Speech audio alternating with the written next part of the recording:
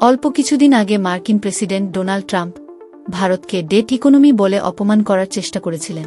সেই প্রেক্ষাপটে এখন এমন এক খবর সামনে এসেছে যা ওয়াশিংটনে চাঞ্চল্য তৈরি করেছে।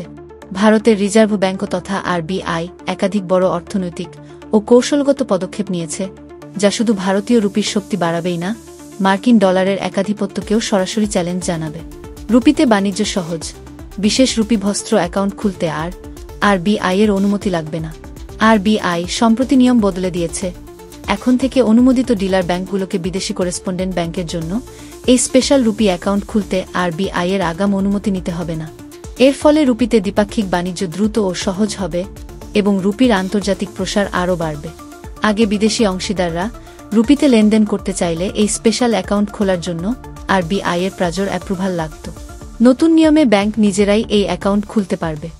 সরকারের তথ্য অনুযায়ী ইতিমধ্যে ৩০টি দেশের ১২৩টি করেসপন্ডেন্ট ব্যাংক ও ২৬টি ভারতীয় ব্যাংকের সঙ্গে ১৫৬টি স্পেশাল রুপিভস্ত্র অ্যাকাউন্ট খুলেছে। রাশিয়া, সংযুক্ত আরব আমিরাত, বাংলাদেশ, মালদ্বীপ, ইন্দোনেশিয়া সহ আফ্রিকা ও লাতিন আমেরিকার বেশ কিছু দেশ তালিকায় রয়েছে। আরবিআই আরও জানিয়েছে, সরভেতে জমা উদ্বৃত্ত রুপি ব্যালেন্স এখন সরকারি বন্ড ও ট্রেজারি বিলে বিনিয়োগ করা যাবে, যা রুপিভিত্তিক বাণিজ্যকে আরও আকর্ষণীয় করবে।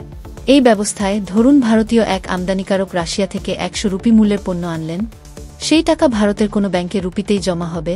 রুশ রপ্তানিকারক চাইলে তাৎক্ষণিক তুলতে পারবেন বা পরে ভারতে রপ্তানি করা পণ্যের মূল্য হিসেবে একই রুপি ব্যালেন্স অ্যাডজাস্ট হবে। ডলার ব্যবহারের প্রয়োজন পড়বে না, এক্সচেঞ্জ রেট ঝুঁকি ও লেনদেন খরচ কমবে। বৈশ্বিক মুদ্রাবাজারে ডলার এখন চাপের মুখে। বছরের প্রথম ৬ মাসে ডলার সূচক প্রায় ১০ থেকে ১১% কমে ৭৩ সালের পর সবচেয়ে বড় ফার্স্ট হাফ ক্ষয়ক্ষতি দেখেছে বলে বাজার রিপোর্টে জানা গেছে। ব্রোকারেজ ও গবেষণা সংস্থাগুলি আগামী ১২ মাসে আরও পতনের সম্ভাবনাও দেখছে। মর্গ্যান স্ট্যানলির গবেষণা বিশ্লেষণ বলছে, ডলারের কাঠামোগত দুর্বলতা আগামী ১২ মাসে আরও প্রায় ১০% ক্ষয়ের দিকে যেতে পারে, যদিও জুলাইয়ে খানিকটা রিবাউন্ড হয়েছিল। অনেক স্ট্র্যাটেজিস্ট সুদের হার, প্রবৃদ্ধি, কনভার্জেন্স ও নীতিঝুঁকির কারণে ডলারকে আরও চাপে পড়তে দেখছেন।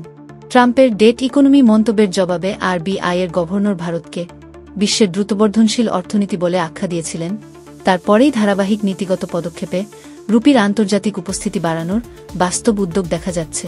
অর্থনীতিবিদরা এটিকে শুধুই অর্থনৈতিক পদক্ষেপ নয়, বরং কৌশলগত পুশব্যাক হিসেবে দেখছেন, ডলারের উপর নির্ভরতাকে ধাপে ধাপে কমানোর একটি রূপরেখা হিসেবে।